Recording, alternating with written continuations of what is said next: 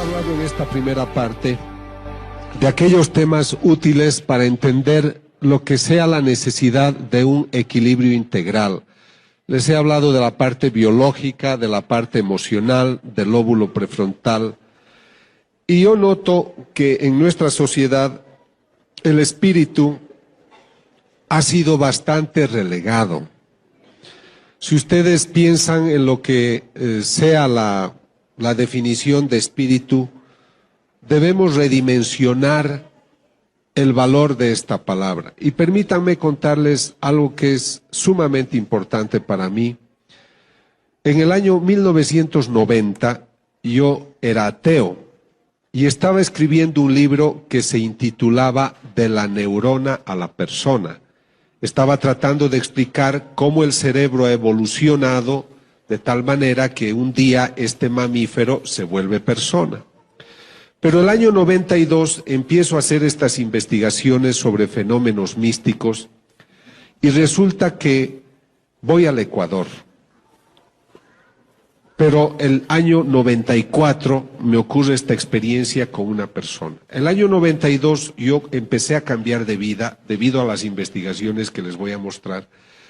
Pero el año 94 el obispo del Ecuador había pensado que la señora Patricia Talbot no era una vidente auténtica, sino falsa. Entonces yo viajé al Ecuador para estudiar el caso de ella y demostrar si es que era realmente falsa o era auténtica. Los estudios demostraron que ella sí era una vidente auténtica y gracias a esos estudios el obispo le dio autorización hoy para que trabajara, hoy están haciendo una iglesia, etcétera. Los estudios sirven para eso. Pero lo que les debo contar es que mientras entrevistaba gente, entra una mujer que tenía también experiencias místicas. Era la primera vez que yo la veía. Yo no sé cómo llaman ustedes a las gentes que vienen del pueblo. Era una gente humilde, sencilla, sin ninguna formación, de unos 50 años, y me dice: yo tengo 2 mensajes de Jesús para usted. El primero dice que usted a través de la ciencia debe ayudar a demostrar qué videntes son auténticos y cuáles son falsos. ¿Y cuál es el segundo mensaje?, le digo. Y me responde: dice el Señor que usted no sabe qué hacer con su libro de la neurona a la persona. Ella no podía saber esto. Yo estaba escribiendo ese libro en los años 90, el año 92 estaba en el 8º capítulo y dejé de escribir porque era un tema en clave atea. Entonces les estoy hablando de que esto es serio. Entonces ella me dice: y el Señor me ha dicho que le diga lo que usted no sabe. Me dijo: el alma es la vida. Dios nos da la vida a través de una animación del cuerpo. Lo que anima la vida en un cuerpo es el alma. Por eso el animal tiene alma animal. Por eso la planta tiene alma vegetal, porque tiene vida, pero no tienen espíritu. El perro no tiene espíritu, la planta no tiene espíritu. El espíritu es la parte divina que cada hombre tiene en sí, que Dios sopla al hombre en el momento que el hombre concibe con la mujer. El espíritu es la parte divina que tiene cada hombre y se expresa en la vida del hombre, se expresa a través de la conducta. Una persona como Teresa de Calcuta, una persona como el Papa Juan Pablo II, como muchos de ustedes, como todos ustedes, gente que está interesada en mejorar su parte espiritual, en mejorar su vida, en ayudar al prójimo, es gente que tiene una parte espiritual hermosa. Me falta tequila. Entonces lo que sucede es de que cuando nosotros nos alejamos de esa relación espiritual con lo espiritual, se achica la dimensión espiritual y nos materializamos. Por eso mi amigo millonario que tiene todo es infeliz, porque su dinero no le basta y va comprando placeres, pero no es feliz. El hombre que ignora su dimensión espiritual, ignora los valores que vienen de esa dimensión. Entonces, este es el problema que nosotros tenemos. Por eso es que yo creo que nuestra sociedad debe volver a redescubrir su vida espiritual. Ahora, ¿qué ha pasado con el ambiente científico? Yo he estado muy cerca de la doctora Rita Levi Montalcini, premio Nobel de Medicina, porque ella descubrió cómo nacen las neuronas. Yo he trabajado cómo estimular bioeléctricamente las neuronas. Y ella me dice, pensar que el hombre tiene un espíritu es una ingenuidad.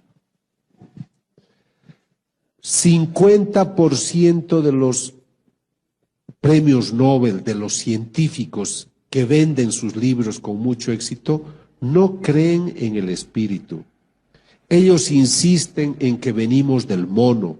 Ellos insisten en esas teorías de que somos fruto del caos, de los choques interplanetarios, de las primeras partículas que cayeron, que venimos del mono. Y ahora miren cuán inteligente es el hombre de hoy, que le es más fácil creer que venimos del mono que de Dios. Es que es grave. Y hay teorías que dicen que venimos de las abejas. Yo no sé cómo harán esa concepción de un mamífero semejante que salgan las abejas. Entonces, tenemos problemas serios de puntos de vista. Pero a veces estas gentes tienen tanta fuerza que ellos son los que ganan. Y nos desconciertan. Y muchos de sus hijos les dicen, mamá, yo no creo porque no puede haber espíritu, porque en los laboratorios no se puede ver y ni tocar ni medir. La gente se ha hecho empirista, quiere ver, tocar y medir para creer. Entonces tú te quedas desesperado, desesperada, porque dices, hijo, ¿cómo te he de demostrar que Dios existe si no lo puedo poner en un laboratorio? Pero Dios es muy Señor, el Señor es muy Señor. Y está preocupado de darte razones, motivos para que creas. Y creo que se sirve de muchas cosas. Y la primera experiencia que yo quiero presentarles es la siguiente. Yo les he dicho que empiezo el año 92 estudiando una imagen de un Cristo, que no es la que ven, es otra. Pero ese fue el inicio de otras investigaciones. El año 95 me llaman a una ciudad de Bolivia que se llama Cochabamba, porque esta imagen del Cristo exudaba lágrimas cristalinas y lágrimas de sangre. Cuando yo hago estas investigaciones, me voy delante de la imagen y me quedo horas y horas y horas. Aíslo la habitación, voy con un notario, voy con testigos, filmamos, grabamos y ponemos una máquina a control remoto, de tal manera que durante la noche pueda yo registrar si hay efusiones de lágrimas. Entonces, cuando yo fui a estudiar esta imagen, me di cuenta que en la frente tenía unas costras, o sea, había un proceso que se presenta también en las personas cuando tenemos algunas heridas. Entonces yo le tomé una muestra de costra, eran unas 200 costras en la frente, tomé una al azar y la mandé a analizar a un laboratorio patológico de Australia, en New Wales. Y me dicen, doctor, 2/3 de esa costra son sangre humana, pero 1/3 no. Es algo duro y tiene que llevarlo a usted a otro laboratorista. Llevamos a un laboratorista, a un forense botánico, y nos dice, es la punta de una espina. Y reconocemos sus características por las celdas, por la distribución molecular que tiene. Es una espina propia de un país árido como Israel, como el Asia Menor. Y en Bolivia eso no existe. ¿Cómo es posible que en una estatua de yeso salga sangre, se formen coágulos, se formen costras y dentro de una de ellas haya una espina? Muchas gentes cuando escuchan de esto dicen es que dentro de la imagen hay algún mecanismo que le hace exudar. Yo no estoy usando la palabra llorar, nosotros decimos exuda o tiene efusión de sangre o de lágrima. Entonces hago una tomografía axial computarizada que divide la imagen en 27 partes y dentro está vacía. No hay ningún mecanismo que justifique esta efusión. Pero muchos dicen es el ambiente, es la deshidratación, son los colores, etc. Compro otra imagen parecida y durante 2 años la coloco al lado de la que exuda. Jamás esta otra imagen tuvo esos supuestos cambios que eran debidos a los colores o a lo que sea el efecto del ambiente. Esta imagen exuda sangre y lágrimas cristalinas. Tomo una de las lágrimas cristalinas en un tubo de hematocrito, coloco en los tubos de ensayo, se seca la lágrima y quedan cristales de sal. Otra vez, como de una estatua de yeso, se seca el líquido y quedan cristales de sal. Eso no me puedo explicar. Hemos hecho 7 estudios en laboratorios del mundo, desde el año 1995 al 2000. Todos confirman que este es el estudio que se hace, la característica corresponde a genes de un ser humano. O sea, todo ese líquido corresponde a una persona. Ahora comprenderán que esto nosotros llamamos estudios a ciegas. ¿Qué quiere decir? Que yo voy donde esta laboratorista a Nueva Orleans, a una oficina que se llama GenTest, uno de los mayores centros de estudio genético de Norteamérica, y esta doctora es una doctora que no ama para nada a los católicos, ella es de otra religión. Ella no sabe que esto viene de una estatua. Pero este señor que está ahí, Ron Tesoriero, es el australiano abogado que viaja conmigo para autentificar mis investigaciones, y él le dice, esta sangre viene de una estatua. Entonces ella se sorprende y ella dice, esto no puede ser que de una estatua de yeso salga esto. Pero su estudio confirma que esto proviene de una estatua y que es sangre humana. Bueno. ¿Por qué yo hago estas investigaciones? Ahí es donde nace el Grupo Internacional para la Paz. Es un grupo que quiere ayudar a que la gente entienda estos fenómenos. No pedimos dinero a nadie. Es la primera vez que yo estoy vendiendo este libro porque es un libro de ciencia. Los libros que he hecho sobre ciencia y fe se los ha puesto a disposición. Algunos han comprado, otros no. Pero esto no se hace por dinero, ¿comprenden? Es porque cuando uno investiga, uno ama la verdad y hay que hablar de la verdad. He estudiado más de 50 casos y habían 7 falsos. Habían personas que mentían, no veían a Jesús, no veían a María, ellos ponían la sangre a las estatuas. Pero los otros son auténticos. Está también ocurriendo. Entonces acá el obispo dice, arzobispo de Cochabamba autoriza su veneración. Entonces lo que a mí me interesa es que cuando la iglesia quiere dar una opinión, tenga un informe científico, no les cobramos nada, cuesta mucho dinero hacer esta investigación, yo me financio mis cosas, mis amigos cada uno paga lo suyo, porque creemos que tampoco el sacerdote debe ser tan superficial en decir yo no creo en estas cosas, como a veces he encontrado gente muy superficial. Para hablar de estas cosas hay que estar bien informados, y yo estoy muy bien informado porque son 12 años que viajo haciendo estas investigaciones. Entonces lo que tratamos es ayudar al discernimiento. Ahora, quiero aclarar de que la voz científica no se adelanta a la voz de la iglesia. Nosotros, científicos, ahora católico, me someto a la autoridad de la iglesia. Y yo aconsejo que cuando hay estos temas, ustedes esperen siempre la opinión de la iglesia. Porque en nuestros países latinos hay mucha especulación. Doy una charla en Colombia, hay 80 videntes. Doy otra charla en España, hay 90 videntes.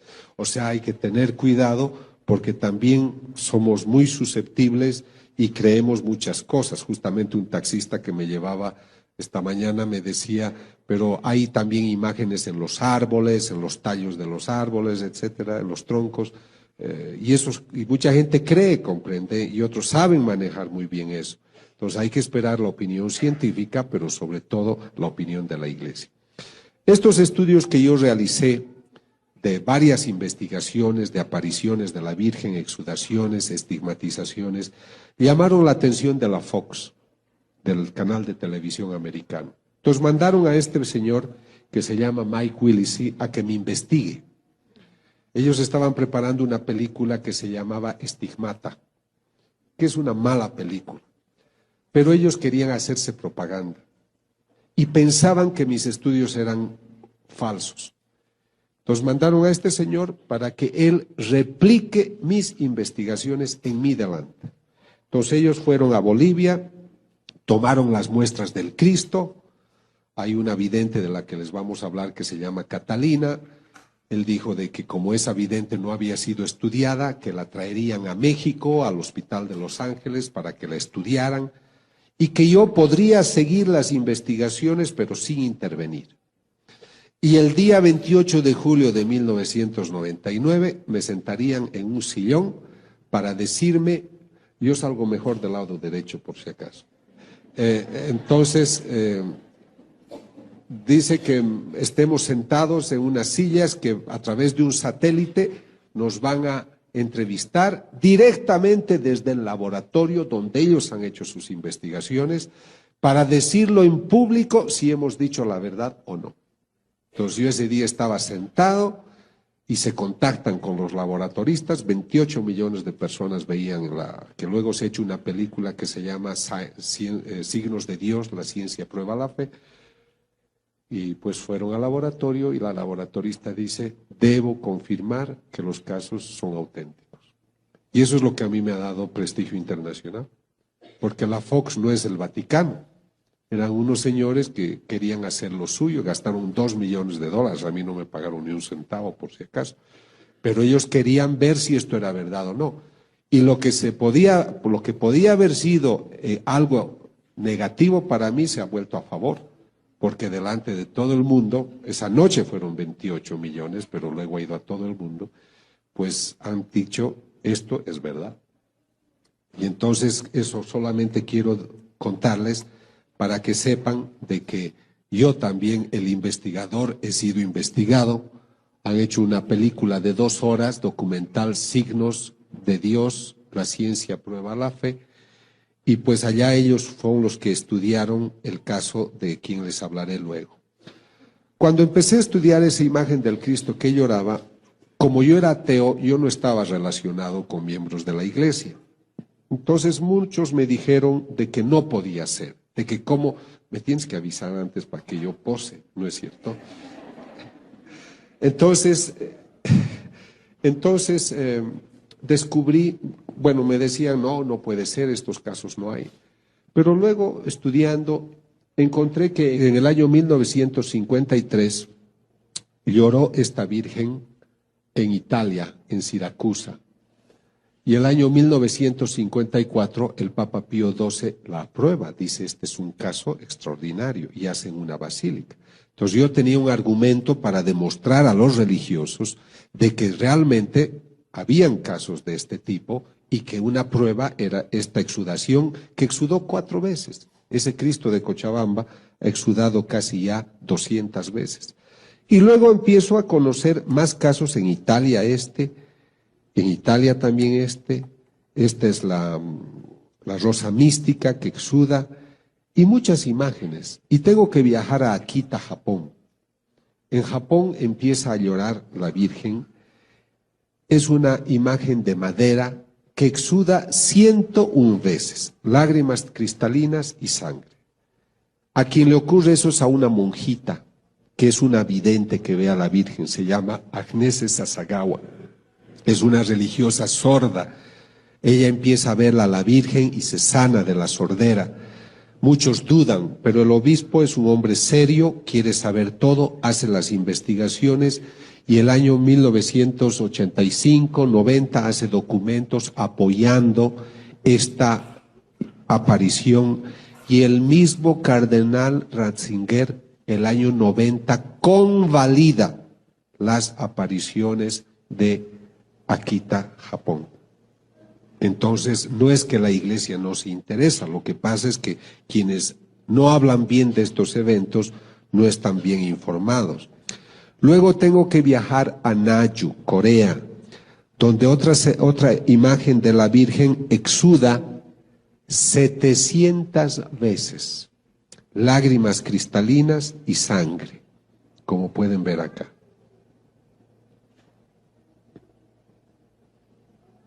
¿Ves? Este es del lado derecho. Y estas son las muestras, de sangre que hemos tomado para analizar y comparar con otras investigaciones que me tocan realizar. Ahora, no en todas partes hay exudaciones de lágrimas, de sangre o cristalinas. En algunos lugares hay efusiones de aceite. Esto ocurre en la casa de una estigmatizada que se llama Catalina, tiene a la Virgen de Fátima, y yo tomo las muestras y miren que estaba yo en México y extraigo el líquido y es aceite de oliva. Este estudio lo hice realizar en el Tecnológico de Monterrey porque yo estaba haciendo una investigación allá. ¿Cómo puede ser de que tengamos estas imágenes que pues exudan, y en este caso aceite? En muchos casos estos aceites los aplican a los enfermos y pues se sanan. Sé que han venido unas personas enfermas de cáncer y de otras enfermedades, les agradezco por su bondad. Ojalá Dios al volver a sus casas les dé una linda sorpresa de cariño y de sanación física, espiritual, si es su voluntad. Luego voy a Colombia, a Medellín, porque en Medellín ha ocurrido algo único, y escuchen con atención porque es muy bonito. Es una escuela de niños huérfanos, dirigen unas monjitas. Esta imagen de la Virgen la tienen en el patio, es un póster grande, pero ya está hace más de 30 años y se ha despintado. Y para sorpresa de todos, empieza a aparecer el color, como si alguien empezara a pintar. Y hasta hoy nadie puede describir cómo se ha podido realizar. Y ocurre de que tiene cada vez unas exudaciones de líquido transparente con mucha frecuencia. La llaman la imagen de la Virgen renovada, es la de María Auxiliadora. Ahora voy a entrar a un tema que es muy interesante y que seguramente lo voy a tratar con más profundidad. Me llama el cardenal de Buenos Aires. Les recalco esto porque la Iglesia, después de tantos años de trabajo, valora estas investigaciones. Entonces me llaman porque en Buenos Aires resulta que hoy hay la moda de que cierta gente comulga con la mano. Entonces alguien hizo caer la hostia y como la hostia estaba sucia, ya no la quiso levantar, consagrada. Entonces alguien le avisa al sacerdote, el sacerdote la toma y la pone en esta fuente y la deposita en agua para que se disuelva, que es una norma que ellos tienen, y luego le echan en una plantita. A los 5 o 6 días que estaba en el tabernáculo, abre el tabernáculo y ve que en vez de haberse desintegrado, hay unas manchas rojizas. En sus distintas formas, ve que el líquido aumenta en los días sucesivos, y es ahí donde me invitan a mí a tomar una muestra y saber de qué se trata. Yo viajo varias veces y tengo 2 muestras. Una es una masa gelatinosa, porque les he contado de una hostia, pero lo mismo ocurrió con otra hostia. Son 2 hostias que debo estudiar. Una es esta y otra es una que exudó el año 96, que tuvo esta efusión y que se ha vuelto costra seca. Ahora, yo viajo a Norteamérica, a unos laboratorios de California, llevando esta muestra. Yo no les digo esto viene de una hostia. El estudio a ciegas consiste, señores laboratoristas, tengo esta muestra, analícenla. ¿Cuál es el resultado? Doctor, La muestra que usted ha traído es músculo del corazón, músculo del miocardio, del ventrículo izquierdo. Es el primer resultado. Pero hay muchas cosas que descubrir. Este estudio ya lo estamos realizando desde el año 99. Pero hace un par de meses descubrimos que había un gran experto en cardiología, en patología y en bioquímica. Es el único profesor que ha escrito un libro, Cómo pronosticar de qué ha muerto una persona cuando el corazón ha sido lesionado. Entonces, este profesor es un profesor muy famoso, el profesor Tsugibe. Entonces, se le entregan a él las muestras y él dice, esta persona que tenía este corazón tiene que haber muerto muy maltratada, porque en su corazón hay lesiones que muestran que ha sido muy golpeado. A este hombre lo han torturado. Él no sabe que esto es una hostia. Y luego, ¿qué es lo que sucede? Él dice, pero algo ustedes me tienen que explicar. ¿Cómo es posible que cuando yo estaba estudiando esta muestra, la muestra palpitaba, latía? Así que explíquenme cómo le sacan ustedes el corazón a un muerto y me lo traen vivo hasta mi laboratorio en Nueva York. Profesor Tsugibe, no es lo que usted piensa. Esta es una hostia consagrada que ha empezado a sangrar. Imagínense, él tiene más pelos que yo, casi se los todos. Porque imagínate a un hombre que le digas de esta masa de trigo que se ha vuelto sangre, se ha coagulado, hay una muestra de músculo del corazón. Pero ahí no termina la cosa, porque como él dijo, díganme cómo es posible que esté viva. Les estoy hablando de que esto estoy estudiando desde el 99. Son 5 años, amigos, que la muestra está en mi poder. Entonces yo viajo al laboratorio de Buenos Aires hace pocas semanas y busco los documentos de los primeros estudios que se hicieron en Buenos Aires. Y escribe la laboratorista que ha hecho el primer análisis. Dice, se observan unos líquidos, glóbulos rojos, se observan glóbulos blancos, hemoglobina. Lo que me llama la atención es que las células estén palpitando y que estén latiendo. Pero ya habían pasado varios días. A los 15 minutos los glóbulos rojos, los glóbulos blancos ya se descomponen. Entonces, ahí es que me interesó mucho el tema del corazón y me entero de que en el siglo VIII, en Lanciano, una población al sur de Italia, un sacerdote celebraba la misa y dudaba si Cristo estaba presente en la Eucaristía o no. Él dudó y el momento de su duda, la hostia se vuelve sangre y se coagula. Y se vuelve esta pieza de carne que si ustedes van hoy o viajan después a Lanciano, la pueden ver, veo que algunos ya lo han hecho, pero el vino se vuelve unos grumos que son 5 grumos de sangre, es como un algodoncito de sangre, pero son de distinto tamaño los 5 y cada uno pesa igual.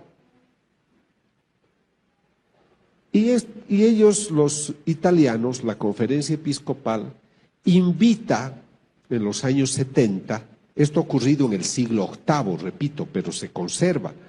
Y entonces invitan a este profesor, que es el profesor Linoli, experto en bioquímica, patólogo, a que haga estudio.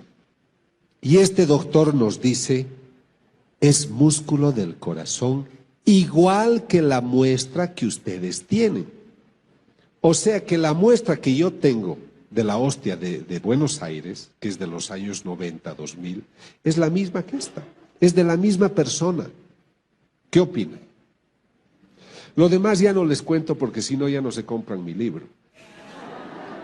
Entonces resulta, mentira, no he traído el libro que habla de eso. Entonces miren, acá estamos hablando creo, de una prueba de algo extraordinario. ¿Puedo yo comprobar que Cristo está presente en la Eucaristía? El Señor dice en una mística, yo hago milagros para los ciegos y los sordos.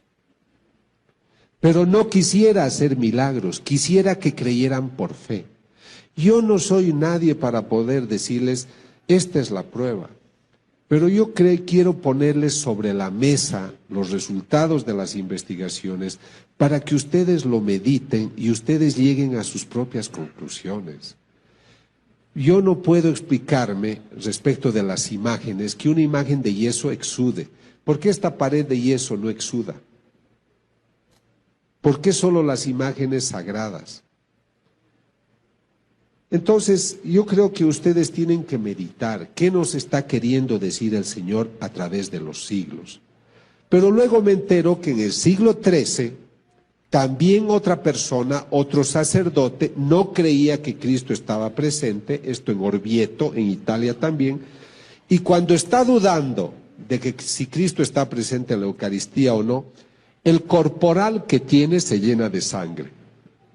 Pero aquí ocurre algo impresionante, porque la sangre chorrea el altar y cae al suelo, y el piso es de mármol, y si ustedes van a ver hoy, ha penetrado la sangre al mármol y está ahí.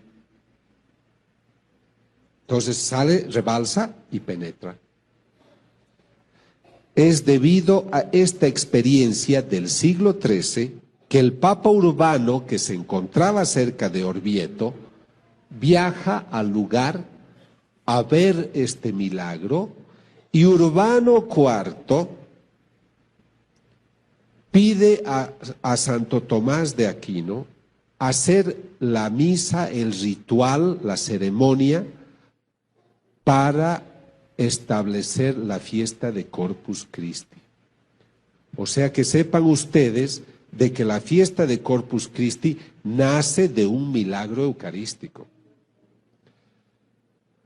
¿Están cansados o no? Si no les cuento más cosas. Bueno, entonces les voy a contar una cosa muy bonita. Es que yo me regulo, no quiero cansarlos, pero les voy a contar algo muy bonito. Yo les conté que la vidente Patricia Talbot, el obispo decidió que ella era falsa.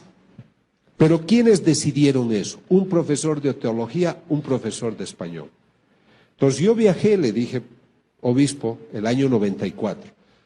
Yo le dije con todo respeto, no veo que ustedes, siendo teólogos y siendo profesores de español, decidan si el cerebro de una persona está sano o no. Ustedes no tienen la competencia para eso, pero yo sí.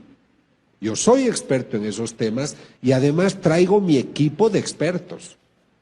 Permítame que estudie el caso de la señora Patricia Talbot. Por suerte fue un buen obispo y me dijo, doctor, le autorizo, reconociendo que él había actuado de otra manera. El día de la investigación, yo no podía estudiar la aparición del Señor, porque ella ya no tenía apariciones, ni del Señor ni de la Virgen. Cuando yo estudio el cerebro de una vidente o de un vidente, su cerebro produce ondas delta, que son unas ondas de 3-4 latidos por segundo, que ningún ser humano produce si está despierto.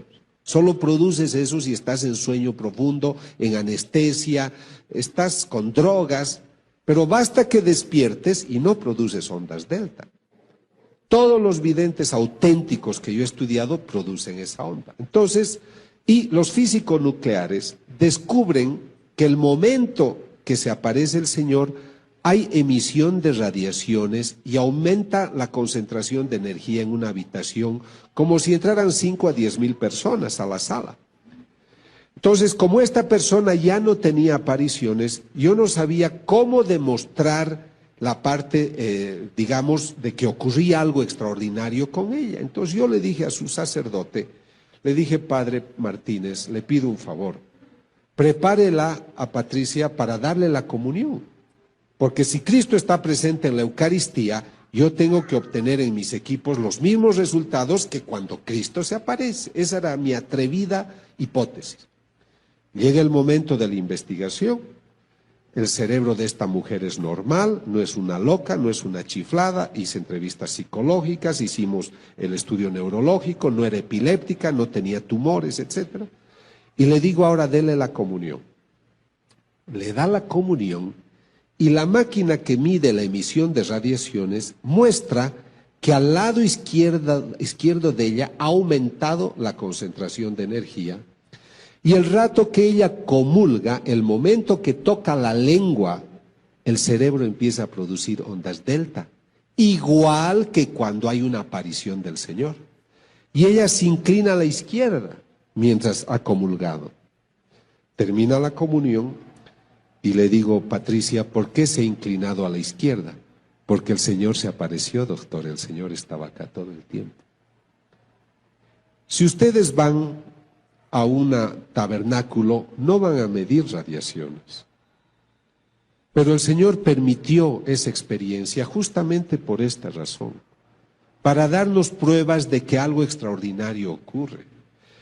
Yo les diré, me he dedicado a hacer estas investigaciones, pero también tengo un poco de vergüenza ante Dios, porque cuando investigamos el primer caso de la vidente Nancy Fowler en Norteamérica, ella... El Señor le dice, why do you test me? ¿Por qué me pruebas? El Señor se apena de que sigamos probando para tener pruebas. Pero también le dice, hija, es que viven en un mundo muy racionalista. Ya no son sencillos como palomas, son gente complicada. Les he dado Imagínense, la Virgen tiene, yo era ateo cuando empecé esto, y me dicen, se aparece la Virgen, doctor, en Yugoslavia. Y yo digo, ¿cómo se va a aparecer la Virgen? Tendría que tener 2000 años de edad. ¿Cómo puede vivir alguien 2000 años? Porque yo venía del ateísmo, no entendía. Entonces viajo a hacer mi primera investigación a Estados Unidos. ¿Y qué es lo que encuentro? Ya no me basta que una persona me diga, doctor, yo veo a la Virgen. Durante las apariciones, las nubes forman estas imágenes. Pero no ocurre durante el Mundial de Fútbol ni durante las Olimpiadas. ¿Por qué ocurre en esos lugares? Entonces, tengo una serie de datos que me interesan mostrarles. Tú dices que la ves a la Virgen, sí. Ella es Visca, no es que es Visca, sino se llama Vishka. No, en croato me parece. No, ella dice que ve a la Virgen. Le toman una fotografía y ¿qué ven detrás? Hay un rostro. El momento que se tomó la fotografía no estaba. Entonces, cuando yo estudio un caso, no me basta que me diga yo veo. Yo tengo ayudas de distinto tipo. Luego les hablaré la parte científica. Esta Vishka dice, la Virgen me ha dicho que como mañana es Pentecostés, caerán 12 lenguas de fuego como hace 2000 años. Al otro día, 5000 personas se reúnen y pueden ver cómo las 12 lenguas de fuego caen. O sea, aquí es interesante para la investigación de que haya un pronóstico. Mañana va a ocurrir. De hecho, cuando yo dudo de algún vidente, lo que hago es pedirle una prueba, le digo a usted, dígame qué va a suceder, escoja usted las cosas, que el Señor o la Virgen se lo diga y en base a eso yo me he de comportar, ¿no? Porque tiene que darme una prueba, yo soy un investigador, no la va a dar a todo el mundo, pero si usted quiere que yo hable al mundo de esto, usted tiene que darme una prueba de que algo especial sucede con usted. Muchos ya no vuelven por eso. Ahora, acá es un crucifijo. Durante las investigaciones, es un lugar que se va a rezar y delante aparece esta imagen en una fotografía. La gente puede decir de que es una sobreposición de imágenes, pero es una foto Polaroid, no hay replicación. Y ténganla en cuenta, por lo que van a ver luego, esto es Estados Unidos, lo otro ocurre en Corea. Esto sigue siendo Estados Unidos el 13 de octubre. Por eso cuando yo investigo, leo los mensajes, estudio la vida de la persona, entrevisto psicológicamente o psiquiátricamente lo que hacen, recurro a neurólogos, psiquiatras, físicos nucleares, pero durante la aparición puede suceder de que toda la gente pueda ver algo parecido a esto. Esto ocurre en el Ecuador ante 150.000 personas. El cielo estaba oscuro y el momento de la aparición se despeja y aparece ese perfil. Esto ocurre en Corea, es lo que les decía, este es el altar donde llora la Virgen, se toma una fotografía, pero miren qué ocurre delante, ¿no? Esto ocurre en Colombia, en Ecuador, en Yugoslavia. Durante las apariciones, las nubes forman estas imágenes. Y hay detalles que yo observo, como la mandíbula. La mandíbula de la Virgen parece que es muy finita. Los que la han visto me dicen eso. En Yugoslavia una persona escucha un sonido, un ruido, siente la necesidad de tomar una foto del árbol y aparece este perfil. Ahora ustedes me dirán, ¿cómo se investiga? ¿Cómo puedo yo decirle a la iglesia, a las autoridades, esta persona ve a la Virgen o no?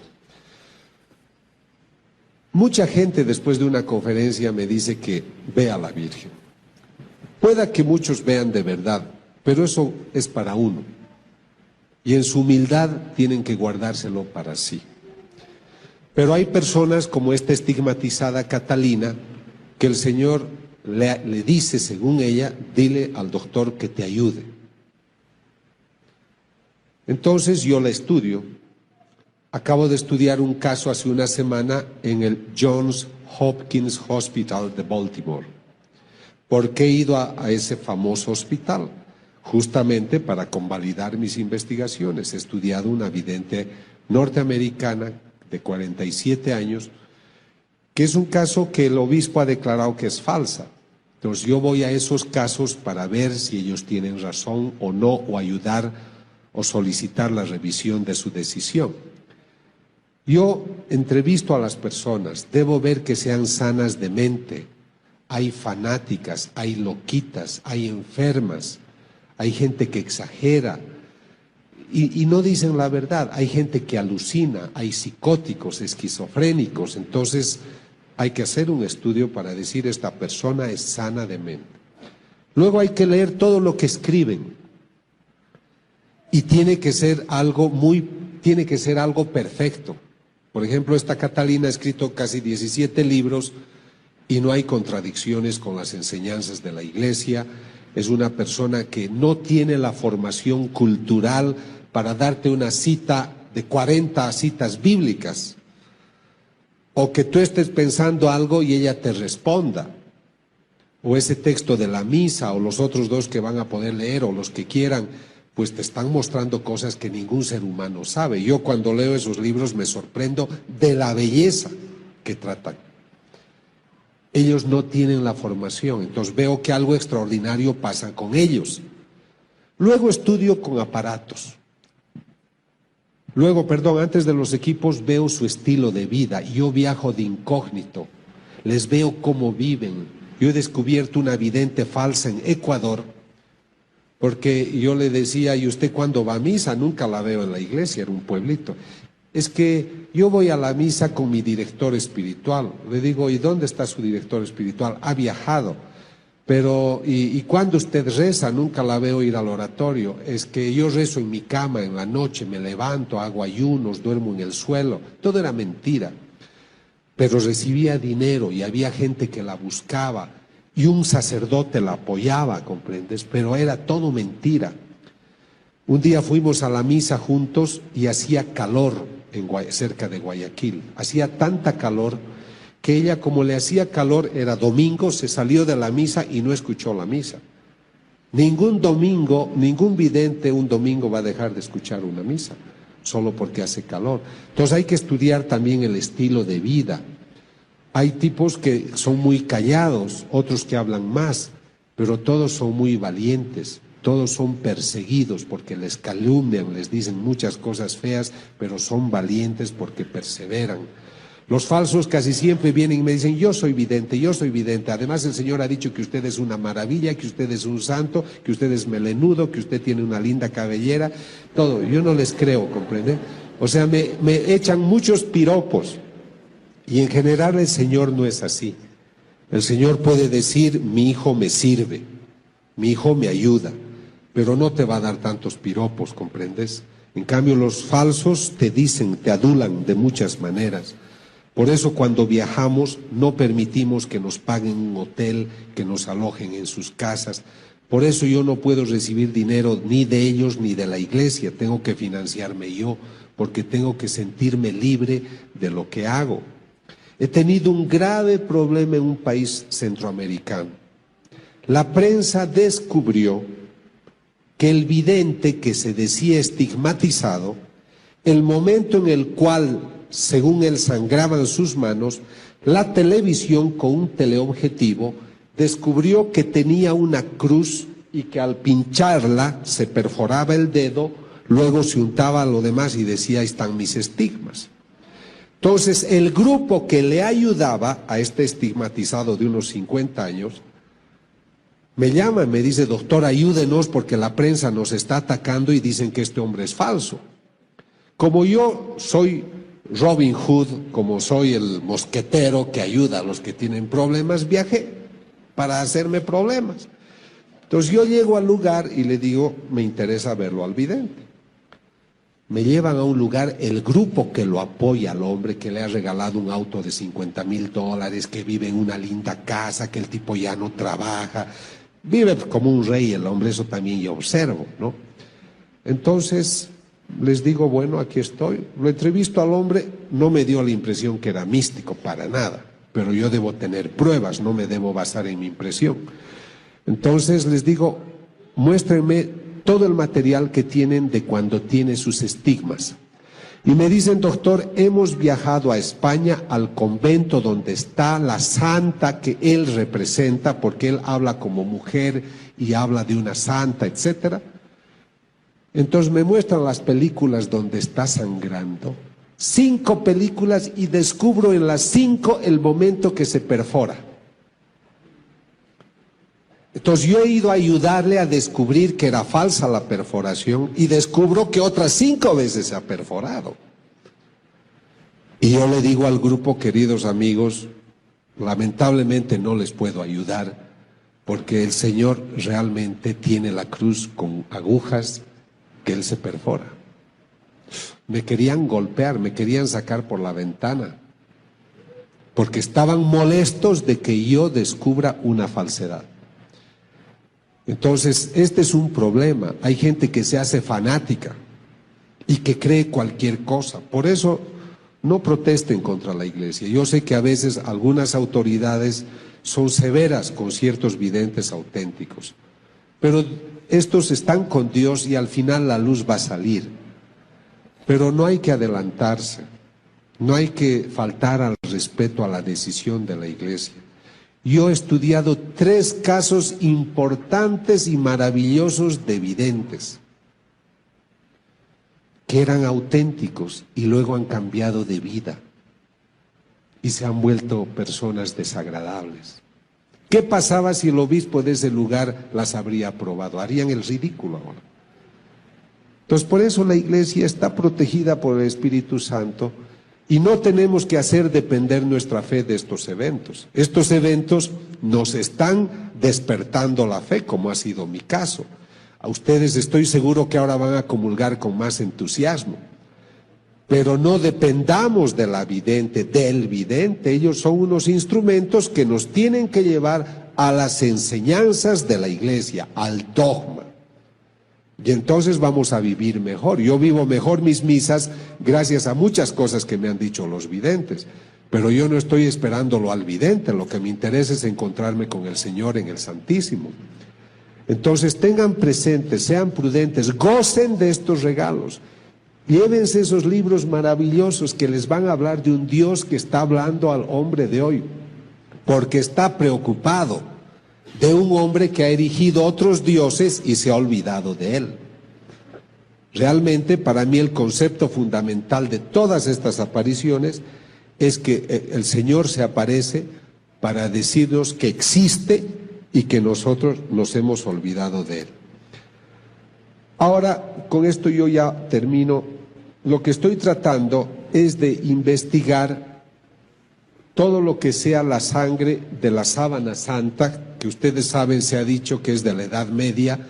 Es otro estudio que ha especulado muchísimo y mal, pero yo quiero comparar muestras de esta sangre con las del Cristo, con las de las hostias, y ya estamos obteniendo varias muestras. Ni bien el Vaticano nos dé permiso para investigar la sábana santa, lo vamos a hacer. Ahora, ¿con qué debo concluir? Yo quisiera decirles de que estamos viviendo una época especial. Ustedes se preguntarán, ¿por qué yo viajo por el mundo hablando de estos temas? Yo he escrito mucho y he dictado muchas conferencias, porque siempre me ha interesado que el hombre sepa lo que era el estrés, la depresión, las neurosis. He hecho mucha investigación. Pero yo noto que el hombre de hoy no está bien, no está sano. ¿Cómo puede estar sano el hombre que mata a su mujer, como ocurre en España? Cada semana un hombre, marido o compañero, mata a su mujer. ¿Cómo puede ser sana una nación? En Alemania hay aviones que viajan hasta Filipinas, hasta Bangkok, a hacer sexo con niños, prostitución infantil. Hay 1.200.000 niños prostitutos menores de 12 años. Y eso con la aquiescencia de gobiernos. Es una tradición en Tailandia que ciertos padres de familia tengan 6, 8, 10 hijos para que sean prostitutos desde niños. Entonces, ¿cómo puede ser este hombre inteligente hacer tantas guerras? Desde 1944, 45, 46, que son las épocas de paz después de la Segunda Guerra Mundial, solo han habido en el mundo 6 días de paz, porque en cualquier lugar siempre había una guerra. Y hoy hay 10 guerras en distintos lugares del mundo. Hablamos de las más grandes, de las más importantes. El siglo pasado han muerto 100 millones de personas en conflictos bélicos. En los últimos años, del 90 al 2000, han muerto 7 millones de niños por conflictos bélicos. Ahí es que yo pienso que el hombre viene del mono y no de Dios, ¿comprenden? Porque no puede ser que un hombre inteligente sea capaz de estas cosas. Entonces a mí me parece que todo lo que yo les he hablado, lo que trata es de hablarles bien del hombre, de nuestras maravillosas condiciones, pero quisiera invitarlos a redescubrir su dimensión espiritual. Realmente tenemos una dimensión espiritual. Estuve en Panamá hace pocos días y me invitaron a dictar una conferencia junto a una doctora colombiana, una odontóloga. Y esta señora cuenta, ella debe tener unos 40 y tantos años, con las mujeres no se sabe, ¿no? Pero yo calculo gentilmente. Esta señora le ha caído un rayo en Bogotá. La ha destruido, estaba llena de heridas. Le ha quemado todas las partes internas, los ovarios, le ha quemado todo. Y esta mujer, durante el momento que le cayó el rayo, muchas cosas, ha visto el purgatorio, ha visto lo que ocurre durante la comunión, durante la misa, durante la Eucaristía. Y esa mujer se ha sanado, su cuerpo está regenerado. Y pese a que no tenía ninguna capacidad para ser madre, se ha puesto encinta y ha tenido otro hijo. Y ella viaja ahora contando su experiencia. Pero ella me cuenta algo que me ha llamado la atención. Los médicos declaran que ella estaba en coma después que le cayó el rayo. Piensen, por favor, si te pasa la corriente en tu casa. ¿cómo es que te caiga un rayo y te queme todo? Los zapatos están quemados, el cuerpo está quemado, se ve los huesos, porque está todo quemado, chamuscado y es olor a carne. Y esa mujer obviamente no puede estar despierta, está en coma. Pero ¿qué cuenta ella? Que ella se encontraba en Yugoslavia pidiéndole a una señora que rezaba mucho que rezara por su alma. Esta doctora fue la que hizo grandes movimientos en favor del aborto en Colombia, en favor de la eutanasia.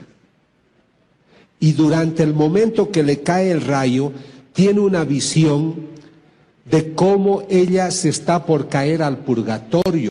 Y una voz le dice, tú mereces irte al último lugar del purgatorio, que es cerca del infierno, y es horroroso. Y ve unos monstruos y ve cosas feas. Esto es lo que ella relata y es una persona seria. Y entonces ella está desesperada, dice, no puede ser que mi alma se esté perdiendo. Yo no creía en estas cosas, yo no creía en Dios. Y el Señor le permite volver a la vida y la cura para que hable de estas cosas. Por eso ella viaja por el mundo hablando de estos temas. ¿Por qué les cuento esto? Porque si ella estaba en coma en Bogotá, ¿cómo es que estaba en Yugoslavia pidiéndole oración y pidiendo oración a otras personas y ella se veía lo que los médicos estaban haciendo con ella? Para mí este es un caso interesante porque demuestra que tenemos un espíritu, que es el que se estaba moviendo para pedir oraciones. Por eso hacen bien ustedes cuando hacen oraciones de reparación. Me da pena que hayan personas enfermas, pero benditas las personas enfermas, porque a través de ellos el Señor salva a mucha gente. Entonces esta mujer ha tenido una experiencia extraordinaria y les voy a contar otra que a mí me consta más. Yo estoy trabajando para que la gente redescubra el espíritu. Entonces un día en Londres, un automóvil atropella a un señor. Escuchen esto porque es muy interesante. Este señor tiene unos 60 años, lo atropella el auto, está de muerte, lo meten de emergencia y el tipo muere. Entonces lo bajan a una sección donde está el tanatorio. Y de repente el hombre empieza a gritar y dice, sáquenme de aquí, socorro, ayuda, etcétera, y el tipo está vivo. Entonces, cuando todos se sorprenden, dicen, pero ¿cómo usted está vivo si estaba muerto? Le hemos hecho todos los controles. No sé, dicen, lo que pasa es de que yo quiero que traigan al cirujano que me ha salvado la vida, a ese pelirrojo. Al pelirrojo, sí, le dice, es el cirujano que te ha curado. Bueno, que venga. Y quiero agradecerle a esa enfermera gordita que corría por todas partes buscando todo para poder ayudarme. Yo quiero agradecerles a los dos. Y los médicos se miran la cara sorprendidos porque dicen, ¿cómo es posible que este hombre haya podido ver y me hable del pelirrojo y de la gorda porque él era ciego de nacimiento? ¿Se dan cuenta? Entonces este hombre estaba viendo con su otra naturaleza, que es la dimensión espiritual. Yo voy a hablar el próximo sábado, y no lleven sus celulares por si acaso, en la Universidad Interamericana, Intercontinental.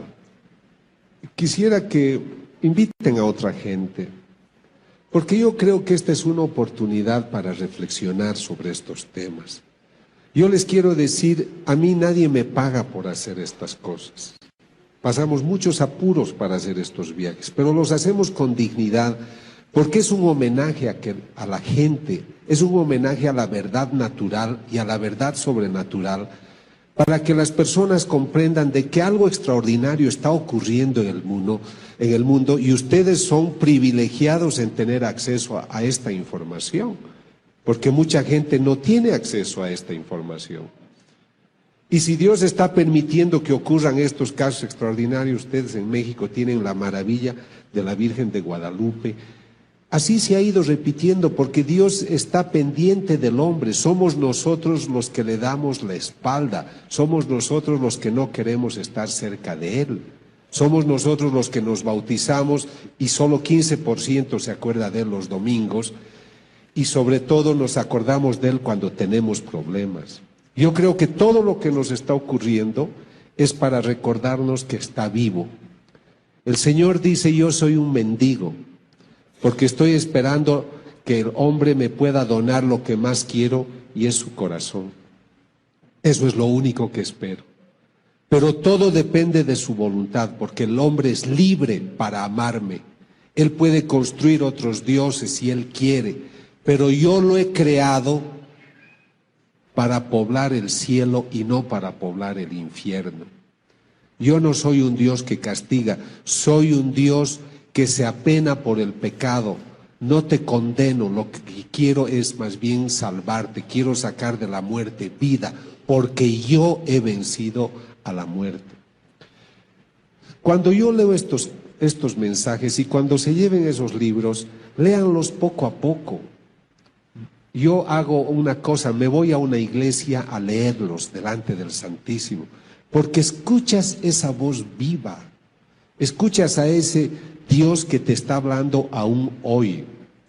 Seamos generosos, no estamos bien, nuestra economía no va bien, la gasolina está aumentando, los conflictos bélicos aumentan, viajar cada vez se hace difícil, sacar una visa para ir a un país. ¿Cuántos mexicanos mueren en las fronteras simplemente porque no pueden ir tranquilos a México y de otros a Estados Unidos y de otros países? Porque hemos perdido ese sentido de hermandad. ¿Y cuándo vamos a cambiar? ¿A la fuerza, por el castigo? ¿Por qué no empezamos entre nosotros a ser mejores hermanos? Aquí hay un apostolado que es el apostolado de la nueva evangelización. Están afuera las personas que les pueden informar. Únanse a ese movimiento o únanse al movimiento que deseen, pero pongan a Dios en el centro de sus vidas, porque yo creo que el Señor, pese a que ha muerto hace 2000 años, aún hoy lo seguimos crucificando. Pero ojalá el Señor hoy pueda decir: yo hoy he tenido un momento bonito porque estuve en México con gente grata, y espero que el Señor pueda encontrar en sus corazones un lugar que le ha dicho a un vidente, le ha dicho: ¿qué te hace pensar que porque soy Dios no merezco ternura? Y al vidente de Panamá, que es un joven maravilloso que se va a ordenar sacerdote el próximo 6 de enero, el Señor le ha dicho: hijo, por favor, no enfríes tu corazón, porque ese es el único lugar cálido que hoy tengo para descansar.